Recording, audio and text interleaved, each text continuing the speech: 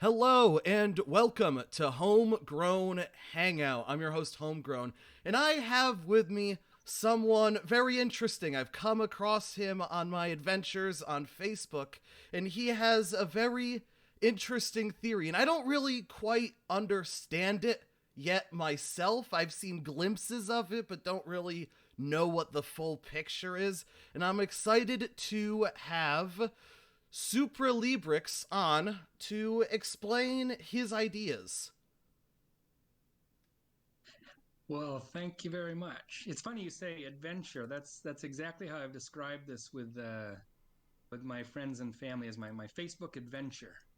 Hmm. So I started out this whole thing by just the insanity on Facebook. I was never on Facebook at all. Never watched the news. No interest in that really. I live in a small town in Maine. I've got my own Okay. life. Kind of separated from that. Yeah. Intentionally, that's why I moved. I lived in LA in the .com boom. I was a network admin, Interesting. uh, Linux guy. Just really loved the early stages of the not the internet's been around for a long time, but the when it really got commercialized and really started to blossom there in the late '90s. I built part of it. I was with a little startup. We were 7 people, and we grew to I think at the peak it was several hundred. I don't know if we hit 1,000. Anyway, in the .com crash and Yeah. all that stuff. But anyway, I lived the .com lifestyle, LA, and then met this perfect girl for me, and wanted to get the kids out of the big city and move back to my Sure, hometown in of Maine. course. Get out of that nonsense. So I've been kind of unplugged from the fast lane, living here in the rural part of Maine, raised the kids, and they're all moved out. And then I saw the basically the Trump era. Trump came in, and it seemed like there was a total disconnect of reality or a displacement Yeah, sure. of what was perceived to be true, and that really fascinated me. And I'm sure I'm like you. I know I'm right about everything. So how do you reconcile it? How do you find someone they're objectively very intelligent, and then they say something that is objectively false? How do you reconcile that? And you can't argue with them. They're in some cases smarter than you, and they study things and know things that you can't compete with at an intellectual level. Sure. How do you how do you reconcile that? And then how do you know what's true on the internet, right? You can't believe everything you see. So I Yeah. got into the conversations a little bit, and carefully, because I've got a computer business. I'm just a little Right. guy with a got a backpack, and I'm the computer guy. That's that's Yeah. that's really who I am around here. And I didn't want to turn off anybody. I didn't want to fight with anybody. I got my job. I don't have an argument with anyone politically, but at the same time, that everything's turned into a political matter, Uh, and sure. to the point where people are disowning people they've known for years, family members, because they voted for some guy they didn't like. Yeah. So I really found that fascinating. I wanted to understand the root of it. So I got on just asking questions, trying to figure out where the course of people's logic and where they diverged from my own, and basically just started my own little logic, not logic, but kind of a just keeping track. So in a conversation, you'll have someone that agrees with you, disagrees with you, or neutral, meaning there's a connection. You communicate. Hmm. If they believe that what you say is positive, they'll react positively, and negative, they'll react negatively, and then to the point where they'll defriend you, block you, whatever, if they don't like what you have to say. Okay. So I found that you got positive, negative, neutral. So Hmm. I started mapping out responses. I like talking with people, but I was more curious about how they reason, not the conclusion they came to, but how they got there, and Huh. how could you come to a completely opposite conclusion from someone else? Not only that, you have two people, brilliant, and they disagree. So in a field that you can't compete with, how do you have someone that you can't even talk to? You can't contest either of their arguments, and they both disagree. How are you supposed to make a decision? And you can't. Ultimately, you can't say this guy's right because he knows more about it, and the guy that disagrees with him knows more about it than you do too. Right. So there's no room for an argument for you anyway. You can watch them battle their arguments, but you can't make a decision. Hmm. So basically, I started working out the math of how people thought. And Okay. when you come down to it, you can't quantify a disagreement, because you can say, "Oh, I don't like that agreement." Well, how much don't you like it? Well, I don't like it more than you don't like it. So you have this continuum of dislike and continuum of like, and then neutral in the middle where it's just, yep, I agree with you. Right. So what I ended up with is mapping that continuum of disagreement to agreement onto the spectrum. So the Okay. most virulent disagreement would be red. The most enthusiastic agreement would be purple, and then neutral, yes, I agree with the facts that you are So stating, would be just agreed. wait, that's the four colorful horizontal bars with the black circles in the different positions that I've been seeing on Facebook, right? Yeah, the circle represents what you think, and the square represents what you do. So if you boil now, Huh. you have a physics background. If you look at reality, all it is energy fields, right? There's nothing really there other than energy fields that feel like a piece of wood or feel like a door, Well, yeah, feels like it's another person. particles, and the particles make up uh, different things. Well, that's kind of the funny part too. You say particle like it's a real thing, but there's no particles. It's just energy fields, right? There's no what's a particle indicates that there's something there. Well, There's nothing there. Yeah, they yeah, were. it's energy, waves, and particles simultaneously. I was trained to think on a more particle background. It didn't get to waves until much later. Yeah. But a particle is just a bunch of waves that Yeah, looks like a particle, acts yeah, like a particle. So you call it a particle. So that was kind of the funny part there was how words shape thought. So that's where right. I got into the philosophy, whatever you've been trained, or whatever you learn through your life, becomes sort of this crystallized thought pattern, and you think that that's the way things are, and you're right enough times that hey, makes sense to you. And that's where I saw this radical break with reality when you get into the news cycle and the internet, where like I said, you have people that you can't contest their position because you don't have the education, you don't have their experience. They know things that you Sure. don't. If you were to try to contest it, you'd look foolish because they know more than you, one on one, on that specific topic. Then you go to someone else with exactly the opposite opinion. How'd that happen? So anyway, so what I boiled down the way people talk into this symbolic language of thought.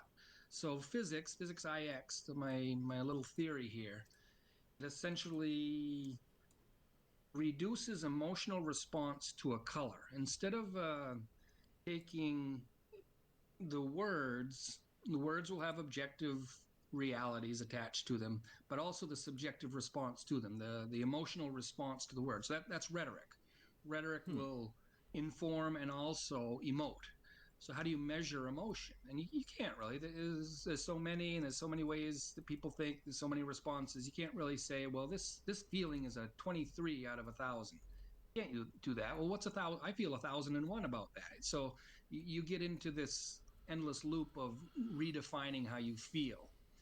So my response to that is, well, map here on have a simple codified format of emotional language, maybe is a way to say it.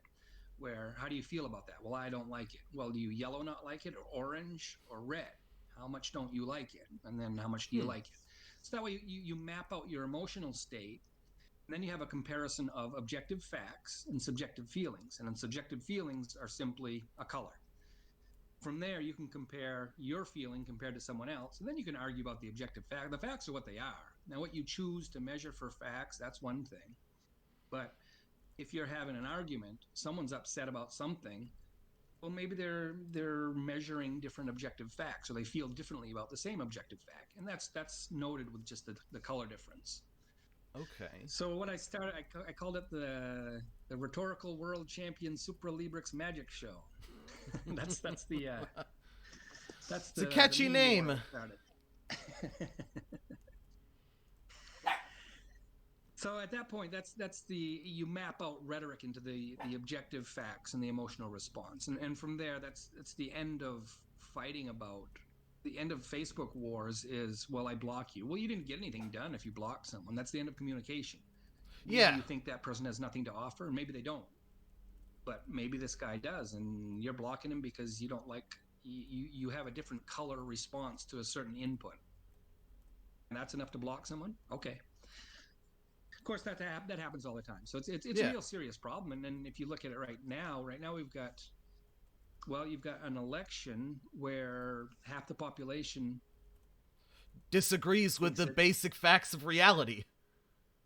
right. And if you can't, if you don't have an election that people believe is fair, then it's not fair. It doesn't matter what you say. If they don't believe the results, well, that's the end of your democracy. You've Oh got nothing to yeah, talk about. democracy is just the faith in democracy. If the faith in That's democracy is right. lost, then there is no democracy. Yeah, so that's it. Now you have tyranny, guaranteed. There's only one or the other.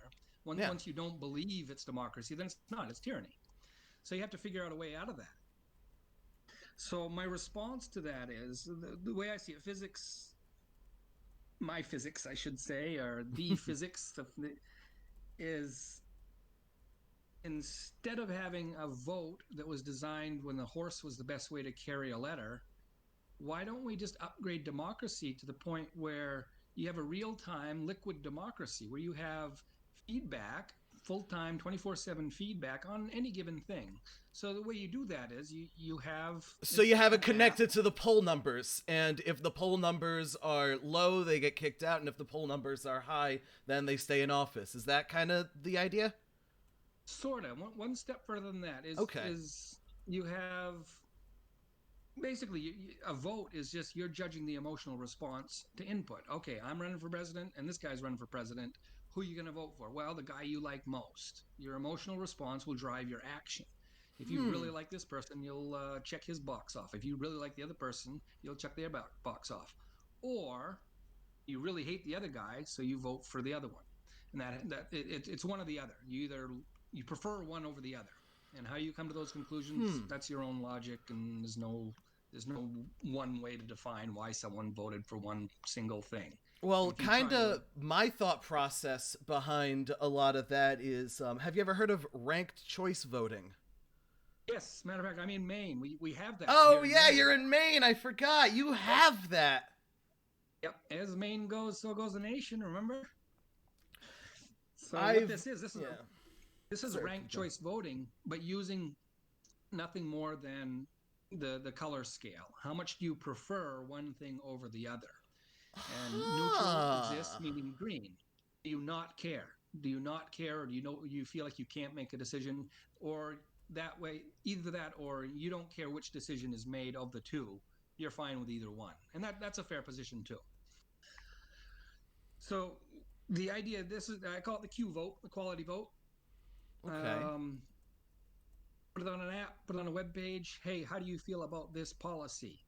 Give me your emotional response. Are you very enthusiastically for it, very enthusiastically against it, or do you not really have an opinion one way or the other?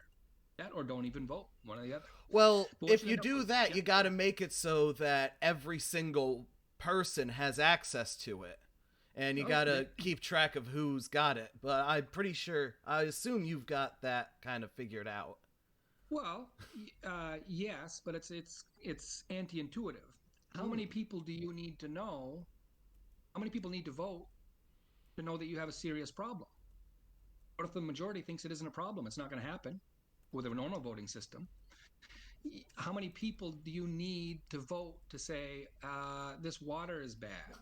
How many people? One, two, three people?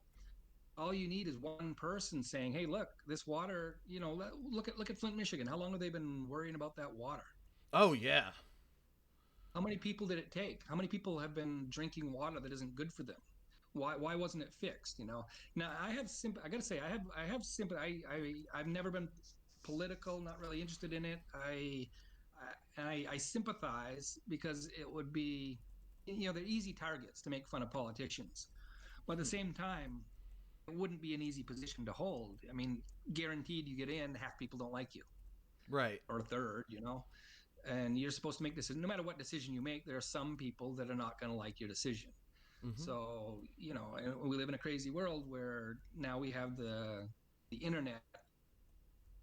One person does one decision, and now all of a sudden you have thousands of people tell them that you hate them and they shouldn't be there and they should be recalled.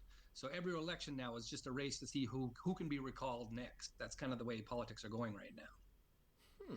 So it's a failed system, and inevitably, if you're using technology from 300 years, thousands of years ago, when people start voting, the idea has been around for thousands of years. The idea is sound, but we have new technology. Why not use the new technology? Why not adapt technology to your problems? Because we aren't. We're using a paper ballot. Are you kidding? How responsible is that? How do you account for the people that say it's not fair? You can't even prove it's not fair. You can't even prove that you have a good system. And inevitably there'll be treachery, or every single system has corruption no matter what. Now, how much there is, you try to minimize it. So now we have a voting system it's always corrupt somewhat. Now, how corrupt is it? I don't know. There's no Hmm. way to prove it one way or the other, really. And if you aren't watching every single vote, then you can't even prove it was a fair vote. So you get into your question there is how do you account how many people should vote?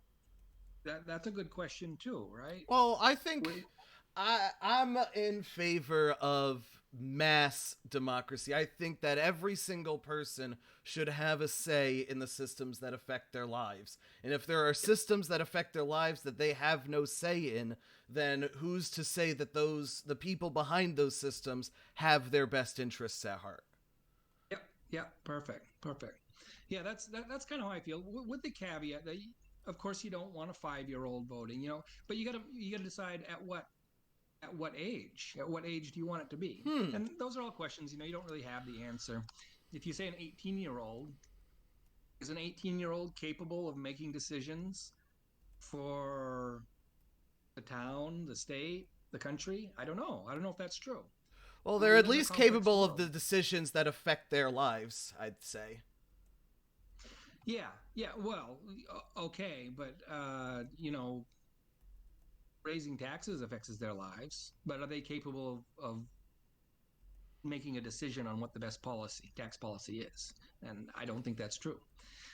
All Anyway, right. the Yeah. bottom line is, yeah, you want as many people as are affected to have some kind of say, as long as they can make something of a wise decision, and that's open for debate. But this is where my solution comes in, where, like I said, it's a little bit anti-intuitive. Ultimately, you don't want tyranny. You want to take care of the problems. That's all the voting is for, is to, if you had a perfect political environment, you wouldn't need to vote, right? Things would just get taken care Right. of. Politics are there to take care of people's problems, protect the country if there's threat, protect your citizens if there's a threat, make sure people can make their way, and pick up the people that can't make it. That's what civilization is. So with the vote, basically, you just look for the red pixels. I had a few hundred computers under my domain there at the peak, and what I had a network monitor. So I just had a screen just up on the wall, and it had a bunch of pixels, and there was a pixel or an icon for each physical location. So I had a couple in LA, Las Vegas, Chicago. There were a few around the world there. And each physical location had one single dot. Hmm. And what color that dot was meant whether I could take a nap or not. If that dot was green, I didn't have to worry about anything. As soon as one turned yellow, that meant there was a problem. Uh-oh. Let me just check it out. Oh, log files were getting big. Whatever it was. Whatever whether it's a disk space, slow network. There were many different things that could cause that to go yellow. And if it went yellow, I better check it out. I mean, it wasn't necessarily urgent, but something to look at. If it turned red, that meant, uh-oh, something's down. I got to find that fast, because we get this company. There are potentially thousands or millions of dollars on the line if I don't take care of that red dot as soon as possible. Okay. So that's the same idea. It didn't matter that it was, oh, your disk space is full by 1 byte. That's all it took to take down your server. It didn't matter how small the problem was. If it takes down your server, Well, that's a big problem. Doesn't Yeah. matter how small the problem was that caused it. Your server's down. That's the principle behind this one is you have a network monitor of your population. You got one pixel red. Why is this person, why are they drinking water that's bad for them? Why are they drinking water that can cause brain defects? Whose fault is that? It's not his. Hmm. It's a systemic problem. So whose fault is it? And that's politics, is the blame game. Is, well, it's not my fault, it's someone else's fault. And you end up pointing fingers around until, if you can point the finger hard enough at someone else, will you get back into office? So that's the crazy part, is you have this status quo that's maintained that's faulty, and the only system to fix it is something that was used when horses were used to carry a letter back and forth. So that's crazy. We live in a fast-paced technological world. Why don't you have a fast-paced technological response to it? Hmm. Makes sense, right? Yeah. So you basically have a network monitor of your organization. It scales. It'll work in a kindergarten class. It'll work as a Fortune 500 company. It'll work as for a country. It'll work at the UN. Why don't you have a heat map of the world? Find where the most drastic physical problems are. Where are the food shortages, the water shortages? Where are the air quality problems? Where are they? And we already know. We already know all this. But why don't you have a map of it? And why don't you start figuring out the worst, the biggest problems? We'll fix those first. Why are you worrying about this problem over here when you have a much bigger problem over here? And that's where you get into politics and money, and why does money go here and not there? And that's its own problem in itself. So I got a fix for that too. You want to hear it? Sure. What is it? All right. So the theory stands on its own. It's just it's basically a representation of reality in a graphical format. So there's no words. It's just graphics. And you assign the words to it. So it'll work in any language, work in any culture. It's just a theory of reality, and it includes using those colors, and the colors have meaning. So when you have a system, a standardized system to measure and compare emotional states, that's the breakthrough. That's the thing. Right now, it's people complaining on Twitter, people yelling at each other, people voting. That's your emotional response. That's how you measure it right now. Well, why don't you standardize that? Red is bad, green is neutral, purple is great. That's it. You can use that in every single interaction between, well, you and your environment, or you and other people. So Think wait, of so quick question. That board that would have all of the issues on it that would pop up that are either like the red or the green or the yellow, that those would the inputs for those would be people voting on how they feel about the world around them? Yeah, so it depends on the question, right? The emotional response depends on the question. So you ask the right questions. So one of the right questions is, do you feel like the air you breathe is safe to breathe? How do you feel Huh. about your air? How do you feel about your water? How do you feel about your food? Those are the most important things of all. So ask those questions. Find out where the people are. Because I live in Maine. I turn on the faucet. It's the best tasting water I've ever had. And I never worry about my water tasting bad because it always tastes good. If I go downtown, I'm out in the country a little bit, just out of town. If I go downtown and turn on the faucet, I don't like that water. I'd rather not drink it. I'll wait till I get home. Mm. How about the air? Air here is great. I lived in LA. It's not great there. Someday, actually, it's not that bad. I was near the beach, so it really wasn't that bad. But when I had to go to LAX, the diesel trucks driving around there, I didn't like the air there. Little things like that. But basically, you'll see, and it's what people already know. It's just a matter of putting it in a format that public people know the problem, they see the problem, and they find the most important problems: air quality, water quality, food quality. That's what keeps people alive. Those are the most important things. Find your heat maps. Where is it a big problem? Well, start narrowing it down. Start finding work on those problems most of all. Those are the most important ones. Why would you work on something else? Hmm. So the solution here, because it's just a theory, it stands alone. The idea of using color to map emotional response. Think about that. Think about a YouTube video. As you're watching a YouTube, you can say, hey, you can put little think marks as you're watching. Hey, I really like this part. Hey, I really like this part. Ooh, I didn't like the way this guy said that. I disagree vehemently with what he says. Things like that. You can map out as you're watching, any kind of media, as you're listening to this podcast. You could tap little parts that you thought were really interesting. Share it out to your friends. Hey, these 5 minutes of this podcast were really good. You have this ocean, white noise of information, and there's no way you can consume it all. How do you qualify it? Well, you crowdsource it.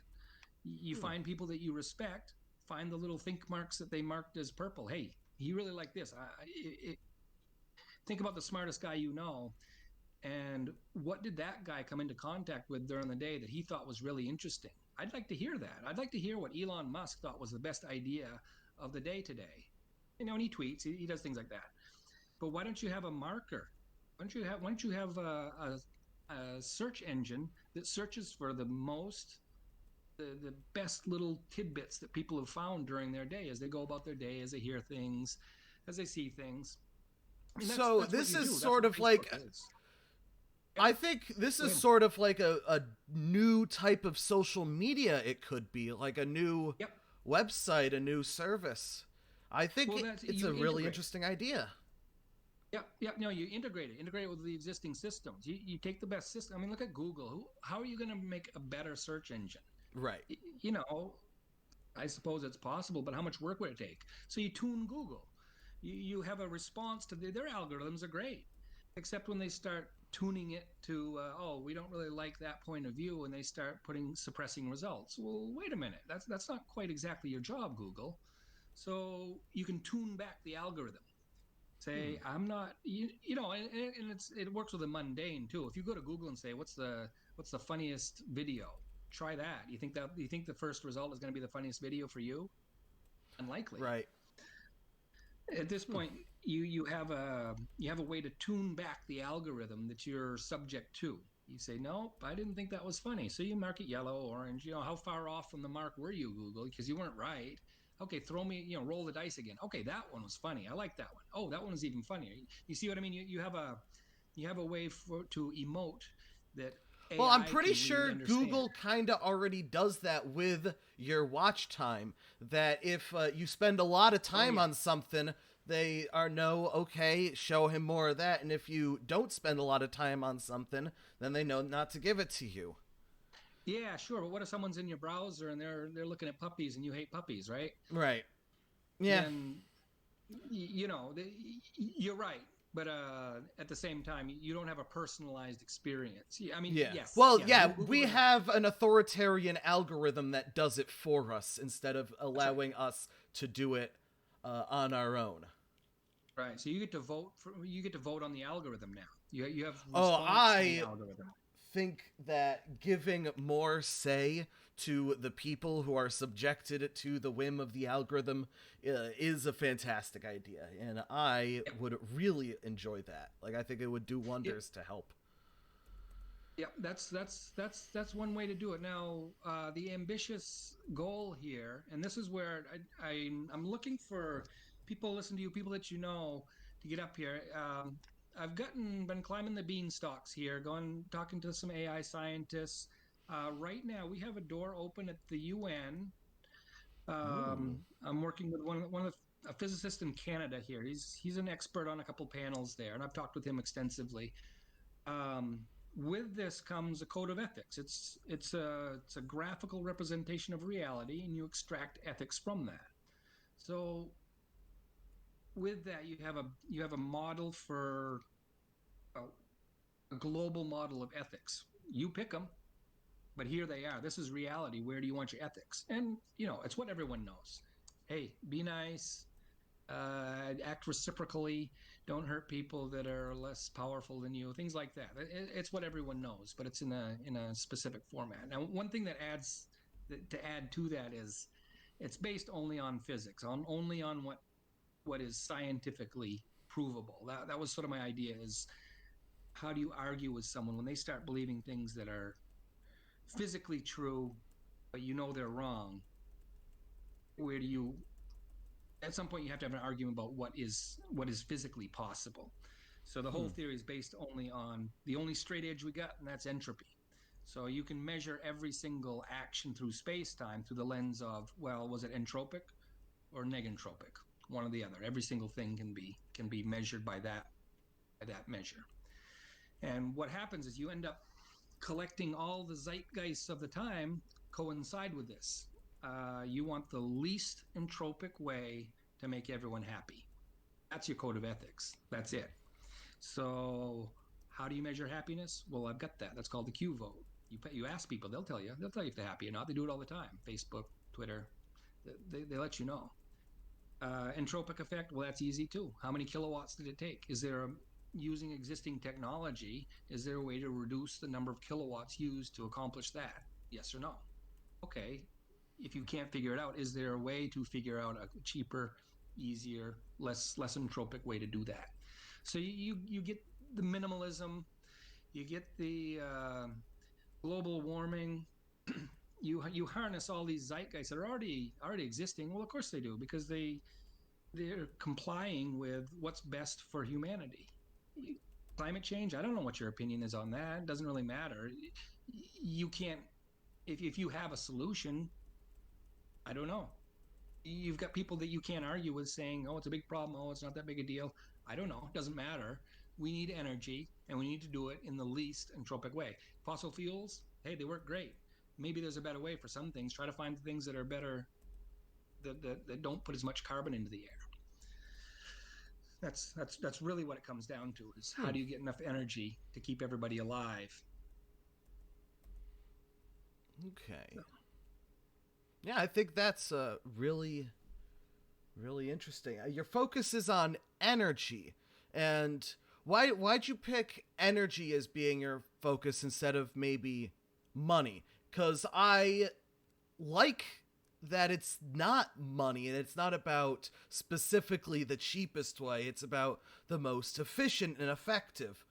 Yes. Yeah. Well, that's a really good question, because if you analyze what is money, money is a compression of time and energy. If I wanted to go see you, I'm a few hundred miles away. I've got a couple different ways I could do that. I could walk there, take a long time. I could take a horse. I could take a car. I could take a train. If I had enough money, I'd have my own little private airport, jump into my jet, I'd be there in an hour. Right. I don't have that much money. But if I had enough money, I could compress time by using that money. Do you see how that works? So money is a compression of time and energy. With enough money, well, you can get energy, you can get gas, you can get rocket fuel, you can go to Mars. If you have enough money, you can just go to Mars. Go there, well, Musk is going to be there shortly, right? Yeah. So how long until he declares himself emperor? He's already he's going to be king of Mars, right? Oh, I think so. So you ask why energy, not money? Because money is partly psychological and partly physical. A dollar bill is physical, but the psychological is the value of it is psychological. So when I say energy, those are the solutions have to be energy based, because that's all there is, time and energy, right? And if you talk to the right person, well, time is an illusion. So those are not useful conversations in my opinion. But if you concentrate on the energy, that's what needs to be done. Now, how do you get there? Money's definitely a part. So here's the part that ties it all together. This theory is, I can't patent the rainbow. So what it is it goes out there as a humanitarian effort. This is an idea. It's a solution to all these various problems. It's a way to solve those. If you make money, 10%, it goes into the IMP, the ideological money pump. Any money you make from this, put 10% back into this. And it's a public fund. Every dime will be accounted for, spent in public. And then the psychological and physical effects of that money are recorded.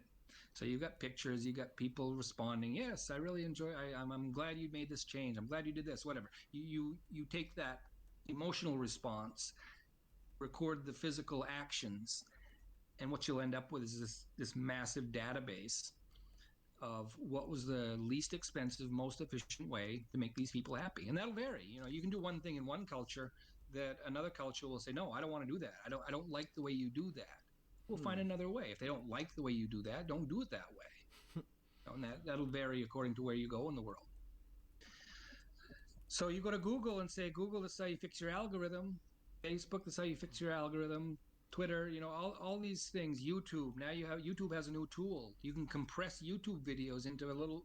Someone sends you a link for a 3-hour video.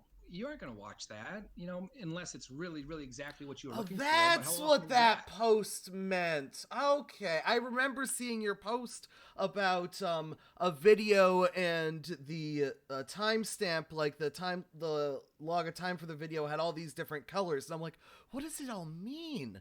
But now I get it Yes. now. That's it. So someone sends you a link for a 3-hour YouTube video. Hey, you're wrong, and this is why. Watch this 3-hour video, right? You're not going to watch that. Right. Why don't you find the 10 minutes that guy is talking about? He'll mark that as purple. I really like this. What this guy says is right on the money. This is what you should listen to. Okay, I'll listen to 10 minutes of what. If someone tells me I'm wrong, I'm not going to watch a 3-hour video.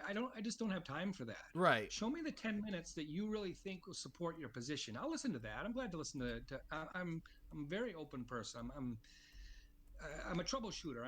I'm my default state is wrong. I think that's an important way to think about life, and it's sort of has to be my philosophy because I'm a troubleshooter. I fix computers. When something's wrong, when someone says my computer doesn't work, well, I don't know what it is. I have to sit down and figure it out. I'm always wrong until I find out what it is to fix it.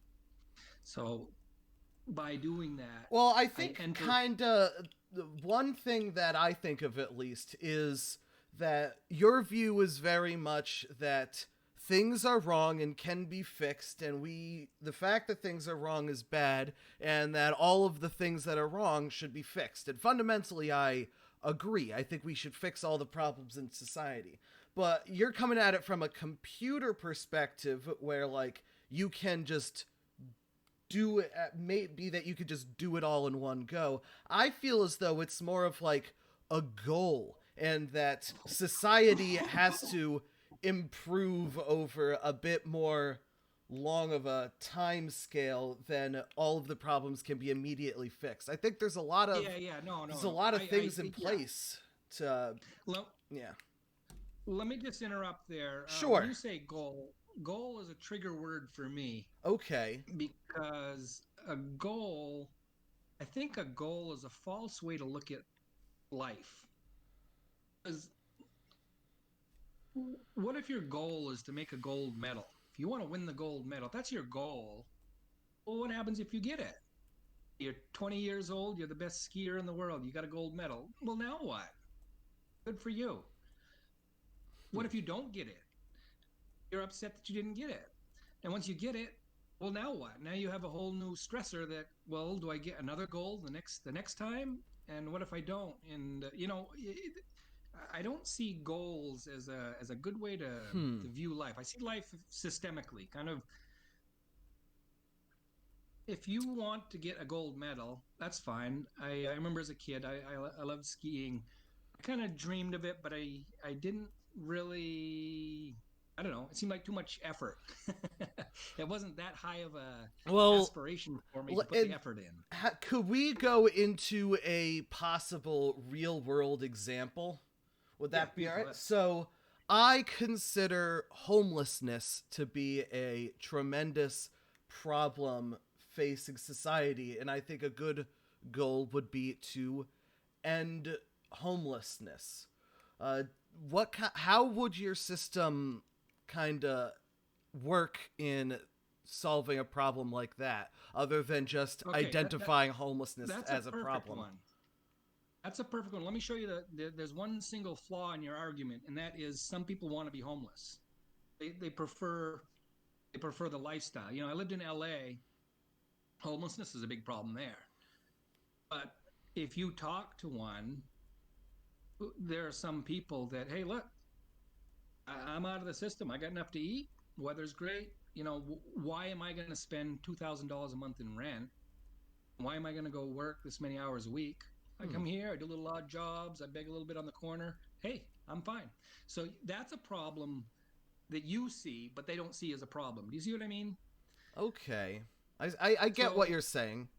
yeah, so you got to flip your thinking just a little bit. Whenever, whatever. That's why I say if your goal is to get rid of homelessness, well, what are you going to do about the guy that wants to be homeless?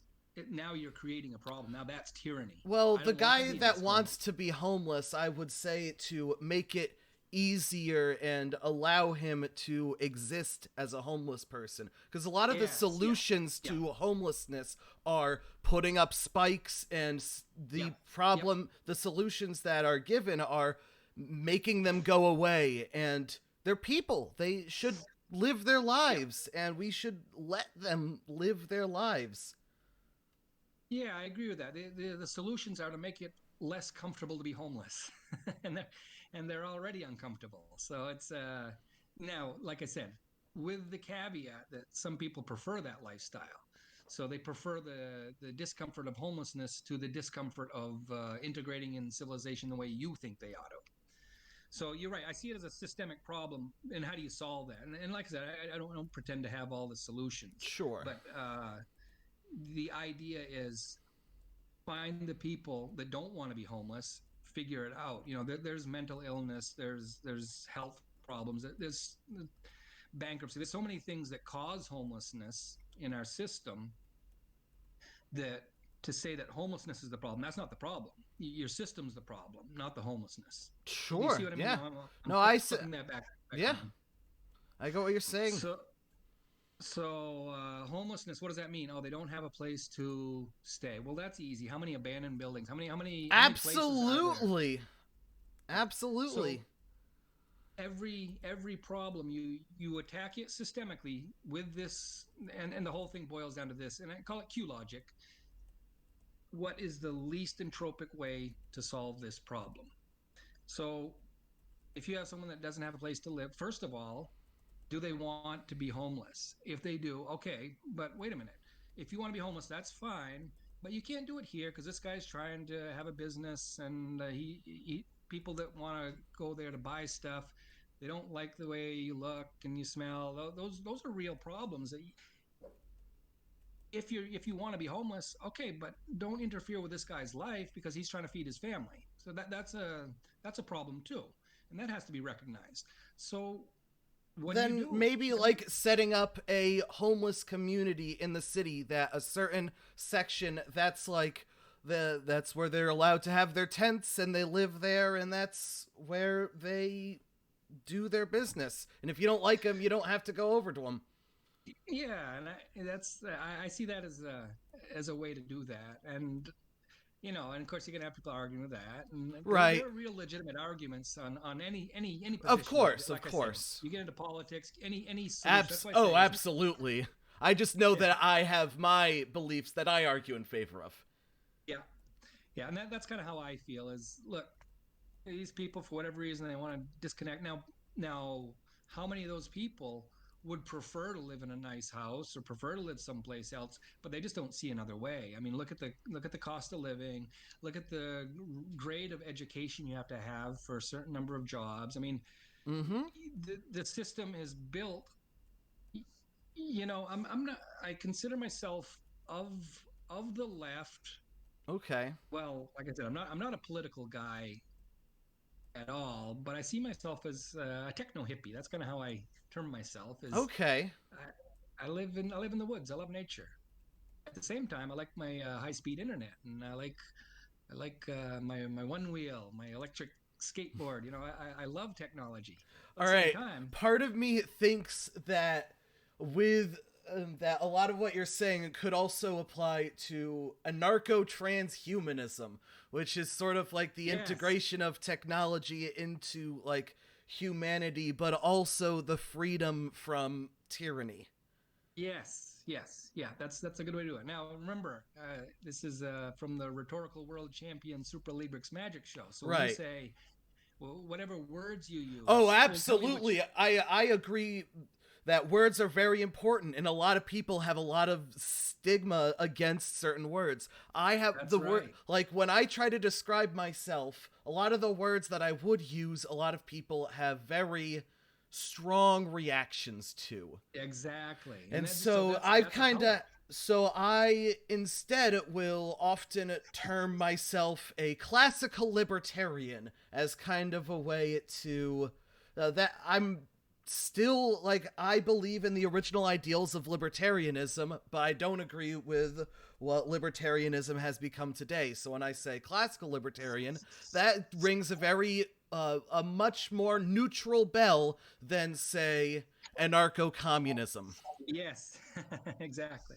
So there's a problem right there. Is what is communism? Now, the Right. ideal, when you say communism, well, the ideal is great. But if you go and roll that out into a country and say, okay, we're going to be communist, well, Right. what happened? It's not Everyone is communism. like, yeah. Well, yeah. A lot. There's the problem with communism is that there's those who mis. A lot of regimes have claimed to be communist and say we align with communist ideals, but they set themselves up as an authoritarian one-party state where that party becomes the new ruling party over the masses. And Right. No, that's kind of, it becomes kind of divorced from the actual, like, conditions of the workers that Marx wrote about. that's it. Yeah. So, well, here's the trick. And it doesn't matter what you pick, you end up with an oligarchy, right? That's inevitable. So that's sort of the mind trick played on humans is when Yeah. you say you have a civilization, oh, you got an oligarchy every time. Unless now the exceptions are if you have a shared mentality, and this is where you go to the hippie communes, the ones Mm-hmm. that can function and are well, and you have people that are good minded and they really believe in their cause and everyone shares the same cause. Well, that'll work out fine. Yeah. I live. There are people here basically off the grid. They've got their own little solar panels. They don't really want much to do with civilization. They like the woods and they like the peace and quiet, and that's how they live their life. They've got their books. Maybe they're on the internet.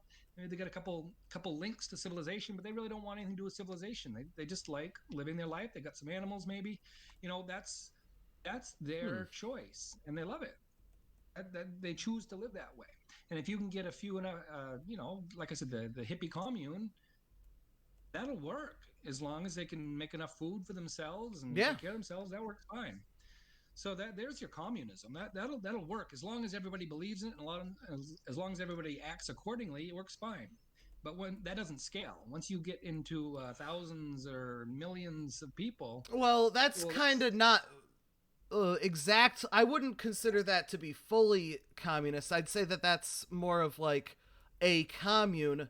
But yeah, I'm a syndicalist, so my view of communism or socialism comes from worker co-ops. That if the workers are the ones that own and control their workplaces, then they will be free from the rulers that dictate over that workplace. That most workplaces are at the whim of a dictator. And I yes, don't yeah, really like that. I'd prefer people to be able to have a say and be able to make decisions that affect their lives. beautiful. Let me tell you about this. Is the commercial solution is this? Consider Google. You got uh, let's take a bunch of programmers. You get this group of programmers writing code all day. What you want? You want to think of it from the capitalistic side. You want the cheapest worker with the highest output. That's your Yeah. capitalist. You want the highest quality for the lowest price from your worker. How do you do that?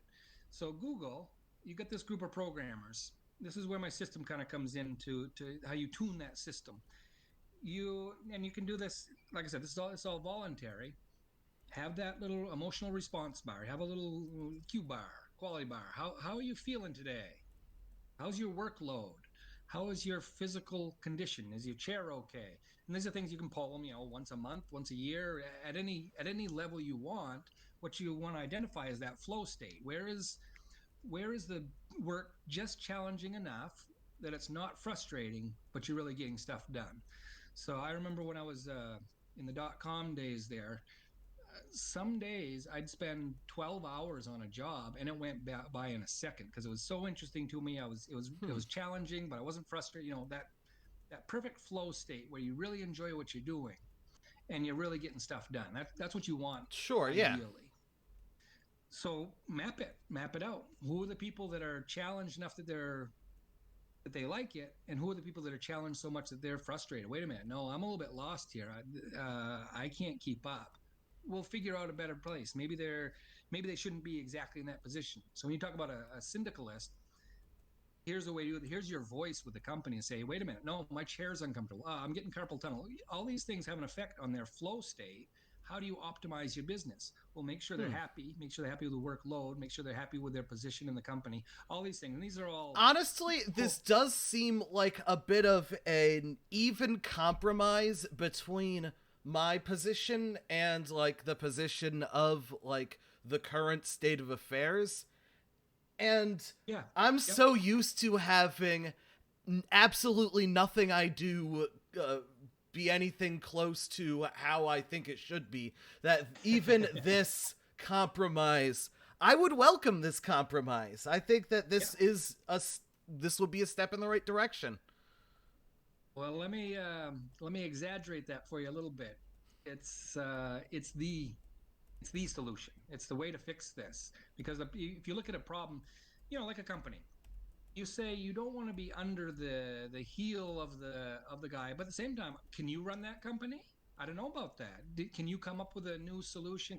Did you come up with Facebook? No, you didn't. Some other guy did, and you can't tell him he's wrong because he came up with Facebook and he's paying you.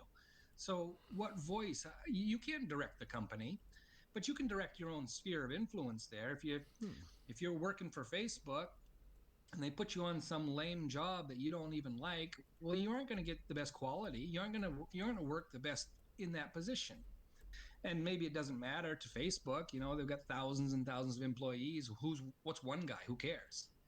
But if you ask Zuckerberg, hey, what would you prefer? Would you prefer that you have happy workers or upset workers? Well, he's going to want the happy workers. Well, how do you know they're happy? They're happy because they're still taking a paycheck. That's your gauge right now. Yeah. And as soon as they decide, nope, I'm going someplace else because this place sucks. That happens all the time. Yeah. Well, why didn't you know? Why Zuckerberg? Why did this guy leave? He's a really good coder. Why did he leave? Oh, he left because he's sitting beside some guy that's too chatty, and then the coffee's whatever it is. You never know what people like and don't like. Right. Find those. It's like a heads up display of your company. You find the problems where people are, where they're just a little bit. When they're in the yellow, there's your problem. Find out why they're in the yellow before they go to the red and bail on you. All right. That way you have a feedback. It's feedback for capitalism. And by the way, Zuckerberg, when you use this in Facebook, 10% of that efficiency that you gain with this system, put that into the money pump. And we're going to spend that money in public. It's going to be spent on humanitarian solutions of real problems, food, air, water. That's where that money should go to. Energy sources. How do you solve the biggest problems of humanity? Spend it, track the emotional response to those solutions. Because sometimes you'll say, like I said, if your goal is, well, I want to fix this. Okay, you fixed it. Now what? Oh, people aren't happy with it. Unintended consequences happen all the time. Well, track those too. If you thought you solved something, then people aren't happy with your solution. Well, you made a mistake. It's not their fault. You might spend $10 million on a project and come to find out 3 years later, it was a huge mistake. And that happens all the time. Well, track that. You end up with this database. AI can analyze that, find out those unintended consequences, also to the benefit. You could have an unintended consequences that is vastly superior than what you thought. You might do a little thing. Wow, that solved all sorts of problems. And it might be something really cheap. Track that. AI would be able to sort through all those, and now it has something to sort by the quality of the psychological response. What do people like? What don't they like? Do that more. Is there a less expensive way to do that? Is there a way to do that with fewer carbon emissions? Well, why don't we do it that way? You have this suggestion box to AI, and it only picks the best answers. And how does it know that? Well, because the people told them. You've got an AI philosopher king here that understands emotions because people show them. Which emotions do you want? Oh, you want the best ones. Okay. I don't care if it's happiness. I don't care if it's contentment. You want to get people over the green line. That's your Green New Deal right there. Take care of the problems that are desperately affecting people.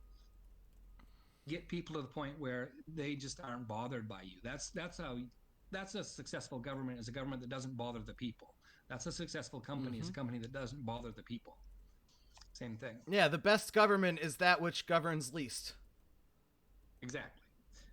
So now, if you're the government, you don't think that. Right. Oh, definitely. The government just wants to further its own power and influence. Right, and that makes sense. 'Cause, you know, think about it. If you're in government and you've got a pension, of course you don't want government to Well, if fail. You you're know in the that's your government, you have an idea and you have an ideological way that you think that you could fix society. And then you think that by increasing your own power, that you have a greater chance to affect your change. But in actuality, what is physically happening is that you're increasing your own power and you're getting more powerful, you're becoming more authoritarian, and you're not you're no longer fulfilling those goals that you were initially setting out or became powerful in order to fix.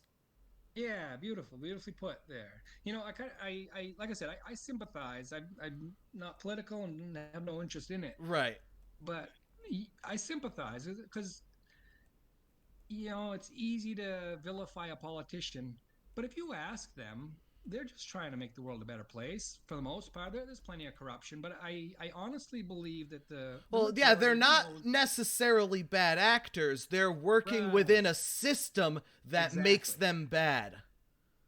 Yeah, well, Or makes the result bad. yeah. So that's where I'm careful to paint anyone as bad. Is you know, it's easy to say, oh, that politician's horrible. They're a horrible person. Well, maybe, but if you ask them, and they'll point to the things that they've done, they'll say, look, they Right. passed this and this happened.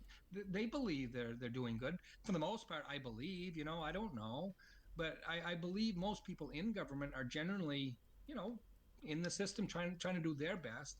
But at the same time, the system has got its own problems where the system has become a problem and they're part of that system. So they get painted as bad. Hmm. So it's tough. It's tough situation either Yeah. way. It is tough. All right. So, I think that this has been an absolutely fantastic conversation. I'm sorry to cut you off a bit, but Oh, I've yep, got yep, not at all. stuff to take care of today. But thank you so much for coming on. I really appreciate you coming on to sort of explain your ideas. And for the most part, I think that they're really some pretty great ideas. And Yep. I'm excited to Well, let me tell see you. your future and your adventure. I'm excited to see where your adventure takes you. Well, I hope to join you here. I'd like to synergize a little bit. This is going to big tech. Inevitably, I've been talking to the AI scientists enough, and I've got it boiled down enough that this is it. This is the way to do that. So I'd love help augmenting the voice a little bit, sharing out some of the stuff, getting people Yeah. on board because there's a ton of money to be made here. There's literally trillions of dollars of it's a stimulus package. Think Well, of how many things can be if you're looking can to be hire can a be physics or a physics bachelor who makes memes about communism, please let me know. I'd be happy. that's it. I'd be happy You're to. all right. Well, we'll do it. Hey, great talking to you. You Appreciate the too. time, and we're going Awesome. places. Thank you. Thank you so much. See you later. All right, see you later. All right.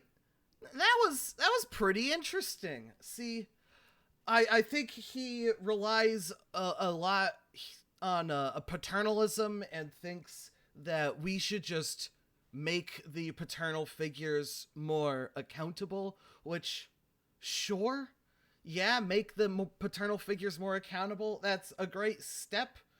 I think that once we do that, a lot of the system's gonna get gummed up by all the communists who are saying everything is terrible because capitalism is a sham and we need to fix everything right now. And all of the people are gonna see all those warning flashers go, oh, communism is coming and it's coming strong and we're gonna take over. I don't know. I think it's gonna be. It's interesting. It's really interesting. I think that he is an entirely reasonable man, and I have had some kind of limited interaction, but I've seen his Facebook, or I was seeing his Facebook when I was in the Facebook gulag. I've since been freed, and oh my god, so I haven't seen his stuff as much lately. but it's gonna be cool. All right, thank you so much for watching and listening to that conversation and watching me play 2048. I like 2048. It's a good mindless game. I like playing it in the background. But yeah, please subscribe, do all of the things that make the algorithm like me. If you like this, go to Patreon, pay me, let me like make money for the to survive and spread the ideals of communism. And yeah, keep living. I love you.